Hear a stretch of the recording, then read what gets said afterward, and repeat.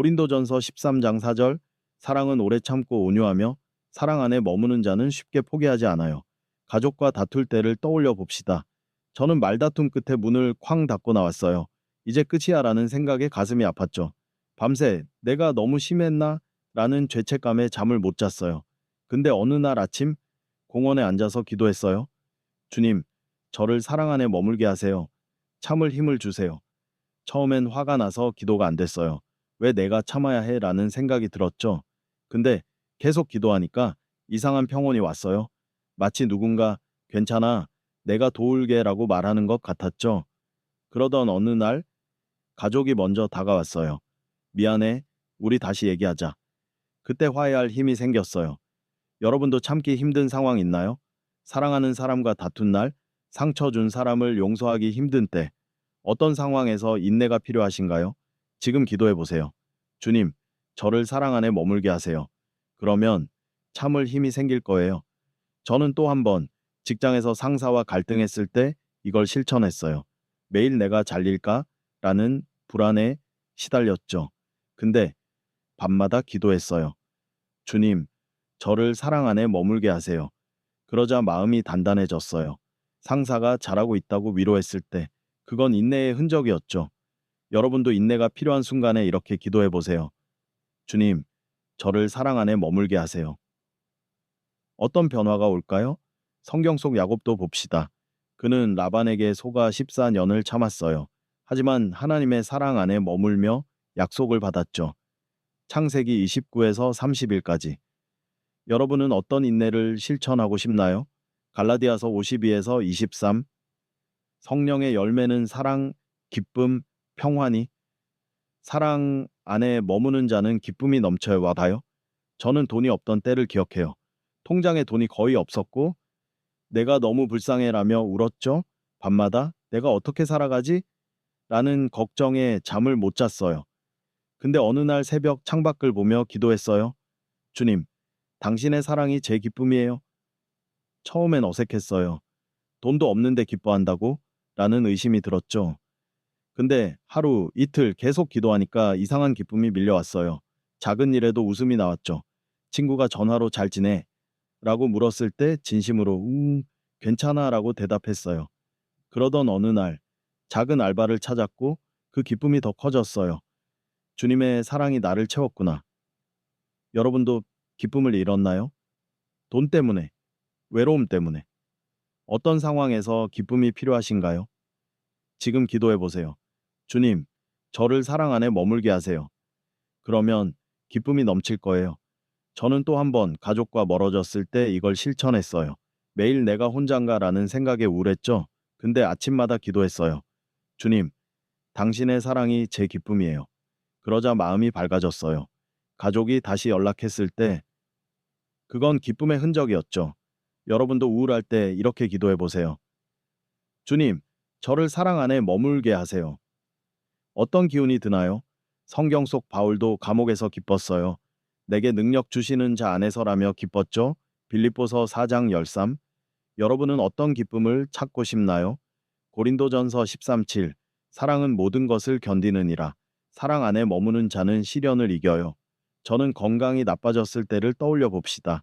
병원에서 좀 더 지켜봐야 한다는 말을 들었고 내가 왜 이래야 하지? 라며 좌절했어요. 매일 밤 내가 아프면 어쩌지? 라는 걱정에 울었죠. 근데 새벽에 일어나 기도했어요. 주님, 저를 사랑으로 붙드세요. 처음엔 몸이 무거웠어요. 내가 정말 괜찮아질까? 라는 의심이 들었죠. 근데 계속 기도하니까 기운이 났어요. 병원에서 좋아졌다는 말을 들었을 때 그건 사랑의 힘이었어요. 여러분도 시련 속에 있나요? 건강 때문에? 관계 때문에? 어떤 시련이 여러분을 누르고 있나요? 지금 기도해 보세요. 주님, 저를 사랑 안에 머물게 하세요. 그러면 견딜 힘이 생길 거예요. 저는 또 한 번 돈 문제로 힘들 때 이걸 실천했어요. 빚 때문에 내가 어떻게 갚지? 라는 걱정에 시달렸죠. 근데 매일 아침 기도했어요. 주님, 저를 사랑으로 붙드세요. 그러자 평화가 왔고 작은 일자리를 찾았어요. 조금씩 빚을 갚기 시작했죠. 여러분도 시련이 있을 때 이렇게 기도해 보세요. 주님, 저를 사랑 안에 머물게 하세요. 어떤 변화가 올까요? 성경 속 다니엘도 사자 굴에서 견뎠어요. 하나님의 사랑이 그를 구했죠. 다니엘 6. 여러분은 어떤 시련을 이기고 싶나요? 요한복음 15구 9. 내가 너희를 사랑한 것 같이 너희도 서로 사랑하라. 사랑 안에 머무는 자는 조건 없이 사랑해요.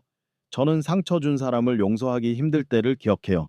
친구가 저를 배신했을 때 왜 내가 용서해야 해? 라는 생각에 갇혔죠. 매일 밤 그럴 자격 없어라며 화를 냈어요. 근데 어느 날 아침 공원에서 기도했어요. 주님, 당신처럼 사랑하게 하세요. 처음엔 마음이 안 풀렸어요. 내가 왜? 라는 생각이 떠나지 않았죠.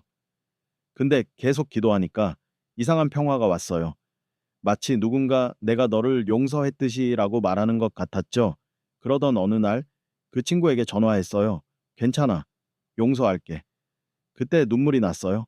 조건 없는 사랑의 흔적이었죠. 여러분도 용서하기 힘든 사람이 있나요? 상처 준 사람, 멀어진 사람, 누굴 사랑하기 힘드세요?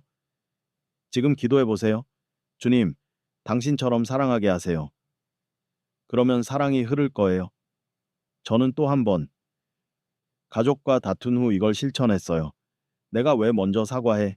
라는 생각에 화가 났죠. 근데 밤마다 기도했어요. 주님, 당신처럼 사랑하게 하세요. 그러자 마음이 풀렸고 가족에게 다가갔어요. 화해가 됐죠. 여러분도 사랑이 어려울 때 이렇게 기도해 보세요. 주님, 당신처럼 사랑하게 하세요. 어떤 변화가 올까요? 성경 속 예수님은 우리를 조건 없이 사랑하셨어요. 십자가에서요. 요한복음 30일 넘16. 여러분은 누굴 조건 없이 사랑하고 싶나요? 이제 실천법을 깊이 알려줄게요. 작은 것부터 시작하세요. 아침에 일어나 이렇게 해보세요. 주님, 저를 사랑 안에 머물게 하세요라고 기도하고 하루 동안 두려움이 줄었는지, 인내가 커졌는지, 기쁨이 넘쳤는지, 시련을 견뎠는지, 사랑이 흘렀는지 찾아보세요. 책상 옆에 메모를 붙여두세요. 사랑 안에 머물기. 처음엔 어색할 거예요. 저도 첫날은 목소리가 작았고 며칠은 깜빡했죠. 근데 그건 약함이 아니에요. 새 시작이에요. 하루 5분씩 해보세요. 일주일 한 달 꾸준히 하면 삶이 달라져요. 저는 이 실천을 한 달 했을 때 변화를 느꼈어요. 두려움이 줄고 하루가 가벼워졌어요. 예를 들어 병원에서 나쁜 소식을 들었을 때 예전 같으면 무너졌겠지만 그날은 기도했어요. 주님, 저를 사랑 안에 머물게 하세요. 그러자 마음이 평온했고 다음 검사에서 좋은 결과가 나왔어요. 또 친구와 다툰 날도 실천했어요. 주님, 당신처럼 사랑하게 하세요. 그러자 용서할 힘이 생겼죠. 여러분도 하루 5분 투자해 보세요. 어떤 흔적이 남을까요? 이제 약속한 실화들을 들려줄게요. 제 친구들과 제 이야기예요. 첫 번째 친구는 사랑하는 사람을 잃고 무너졌어요. 매일 내가 혼자야라며 울었죠. 근데 기도했어요. 주님, 저를 사랑 안에 머물게 하세요. 몇 달 뒤 그녀는 말했어요. 평화가 왔어. 새 직장을 찾았고 기쁨이 넘쳤죠. 두 번째 친구는 가족과 갈등으로 힘들었어요. 내가 잘못했나? 라며 죄책감에 시달렸죠. 근데 매일 기도했어요. 주님, 저를 사랑 안에 머물게 하세요. 몇 달 뒤 가족과 화해했고 사랑이 나를 살렸어라고 웃었어요. 세 번째는 제 이야기예요. 배신과 외로움으로 우울했을 때 매일 아침 주님, 저를 사랑 안에 머물게 하세요라고 기도했어요. 처음엔 의심했어요. 내가 괜찮아질까? 근데 꾸준히 하니까 마음이 가벼워졌어요. 친구와 화해하고 건강도 회복됐어요. 사랑하는 친구들, 하나님의 사랑 안에 머무세요. 그 사랑이 흔적을 남겨요. 빌립보서 4:6-7 아무것도 염려하지 말고 기도하라. 하나님의 평강이 지키리라. 댓글에 사랑 안에 머물게 하세요 남기고 여러분의 이야기를 나누세요. 저는 매일 여러분을 위해 기도할게요. 주님, 이 친구를 사랑으로 채우세요. 하나님의 사랑이 여러분을 감싸길 예수님 이름으로 축복합니다. 아멘. 사랑하는 친구들, 여러분은 사랑받고 있다고 느끼세요? 아니면 세상 속에서 외롭고 지쳤나요? 저도 그런 날이 많았어요. 몇 년 전 친구에게 배신당하고 사랑했던 사람과 멀어지고 매일 밤 침대에 누워서 내가 사랑받을 자격이 있나? 라는 질문에 시달렸죠. 눈을 감으면 가슴이 쿵쿵 뛰었어요. 불안이 밀려왔죠. 내가 너무 부족한 걸까? 내가 잘못된 걸까? 라는 생각에 잠을 못 잤어요.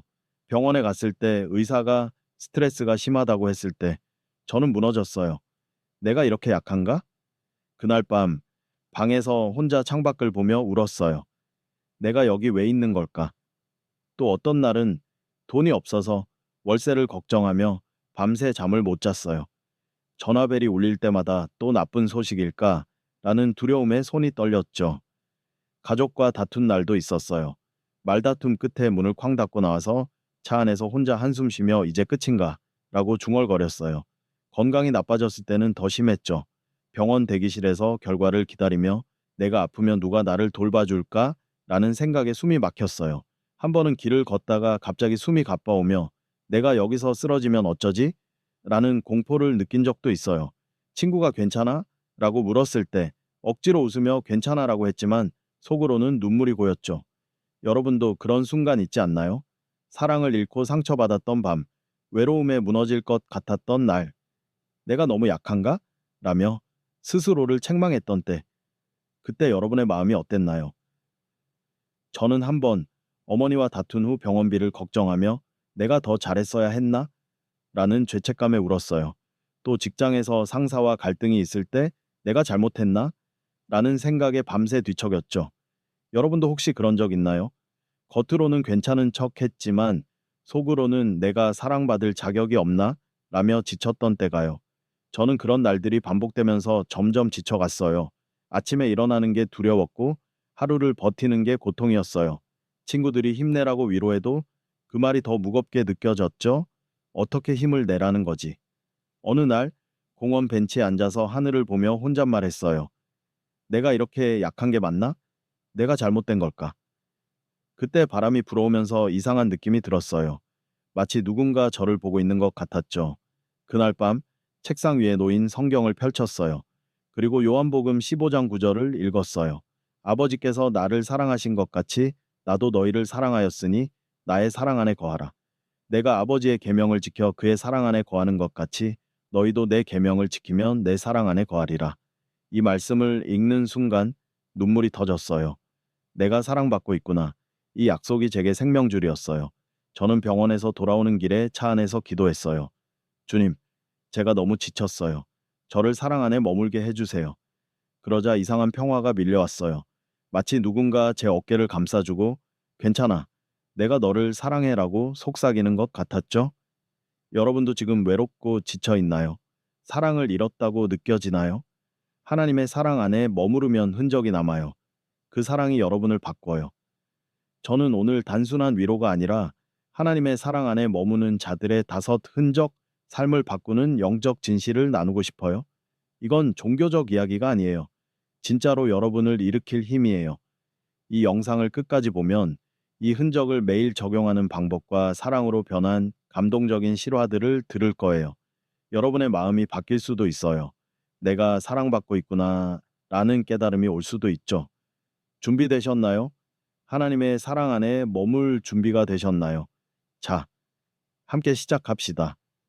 먼저, 성경이 하나님의 사랑과 그 흔적에 대해 뭐라고 말하는지 깊이 들어가 봅시다. 로마서 8:38에서 39의 이 구절을 읽고 저는 충격을 받았어요. 아무것도 나를 이 사랑에서 떼어낼 수 없대요. 저는 친구에게 배신당했을 때 매일 밤 내가 사랑받을 자격이 없나? 라는 생각에 갇혔어요. 상처가 저를 짓눌렀죠. 머릿속이 멈추지 않았어요. 내가 더 잘했어야 했나? 라는 죄책감까지 들었어요. 여러분도 그런 적 있나요? 상처 때문에 잠을 못 잔 밤, 불안이 꼬리에 꼬리를 물며 커진 때가요.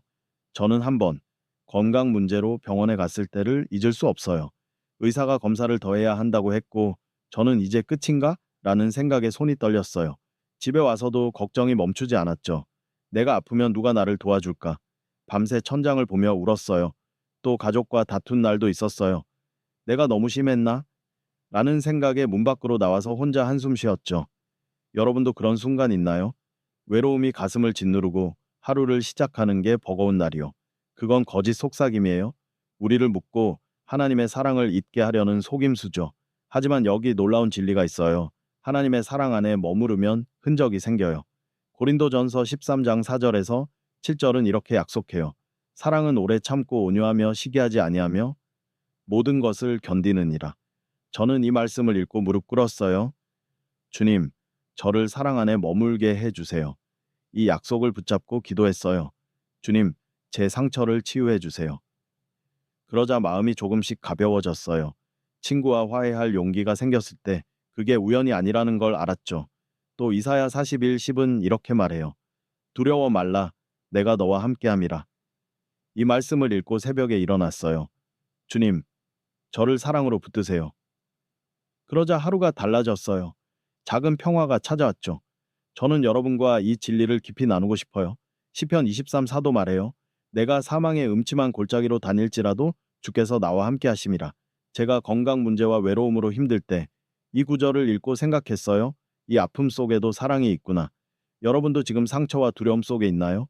그 속에서도 하나님의 사랑 안에 머무르면 흔적이 남아요. 이제 5 흔적을 아주 깊이 소개할게요. 이건 단순한 말이 아니라 사랑 안에 머무는 강력한 증거예요. 준비되셨죠? 요한일서 48:18 사랑 안에 두려움이 없고 온전한 사랑이 두려움을 내쫓나니 사랑 안에 머무는 자는 두려움이 없어요. 저는 친구에게 배신당했을 때를 떠올려 봅시다. 매일 밤 또 상처받으면 어쩌지? 라는 두려움에 떨었어요. 잠을 자도 악몽에 시달렸죠. 내가 다시 혼자가 될까? 라는 공포가 저를 짓눌렀어요.